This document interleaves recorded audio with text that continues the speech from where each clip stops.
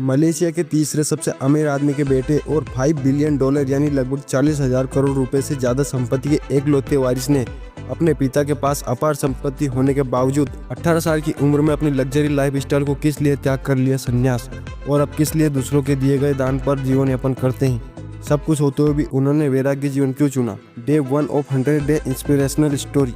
जी हाँ, ये कहानी एक ऐसे ही शख्स की है जहाँ एक तरफ दुनिया भर में लोग पैसों के लिए किसी भी हद तक जाने को तैयार है, वहीं दूसरी तरफ दुनिया में कुछ ऐसे लोग भी हैं जो मन की शांति के लिए दुनिया भर की मोह माया त्याग देते हैं।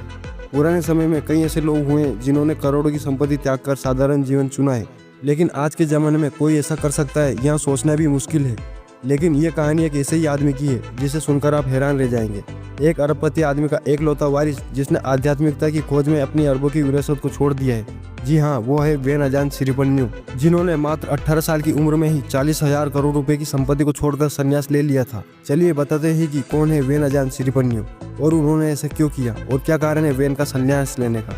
वेन अजान सिरिपन्यू मलेशिया के तीसरे सबसे अमीर आदमी आनंद कृष्णन, जिन्हें एके नाम से भी जाना जाता है, उनके एकलौते बेटे हैं।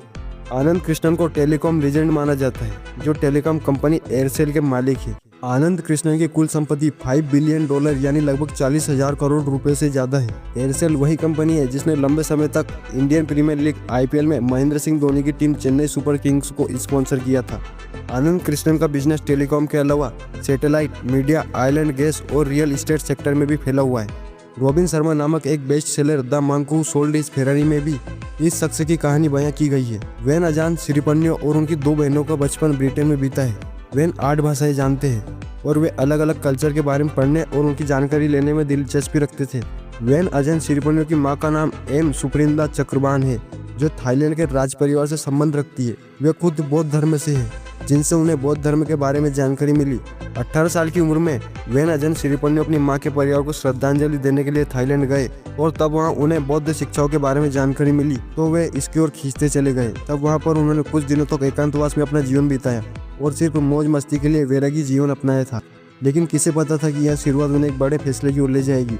इस अनुभव ने उन्हें एक स्थायी मठवासी जीवन जीने के लिए प्रेरित किया और अपने पिता के करोड़ों के साम्राज्य को चलाने के बजाय सिरिपन्यू ने सादगी का जीवन जीने का और वैराग्य धारण करने का फैसला किया, और उनके इस फैसले का उनके पिता आनंद कृष्णन ने सम्मान किया। वेन अजान को अब संन्यास लिए लगभग 20 साल हो गए हैं। उन्होंने ताउम्र संन्यास लेने का फैसला किया है। वे अब एक वन भिक्षु हैं और थाईलैंड म्यांमार सीमा के पास स्थित तताओ ढम मठ के मठाधीश है और वहाँ एक भिक्षु के रूप में रहते हैं।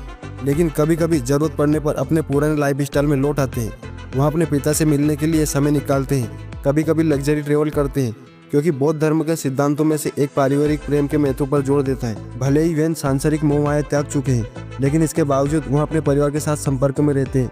बीच बीच में वे परिवार से मिलने के लिए आते रहते हैं, लेकिन वहाँ भी वे सन्यासी की जिंदगी जीते हैं। कुछ समय परिवार के पास रहने के बाद वे वापस अपनी पुरानी जिंदगी में लौट जाते हैं। एक बार इटली में उनके पिता कृष्णन से मिलने के लिए एक प्राइवेट जेट लेते देखा गया था। उन्होंने पेनांग हिल में एक आध्यात्मिक रिट्रीट में भी भाग लिया, जिसके बाद उनके पिता ने उनकी सुविधा के लिए प्राइवेट जेट को खरीद लिया था।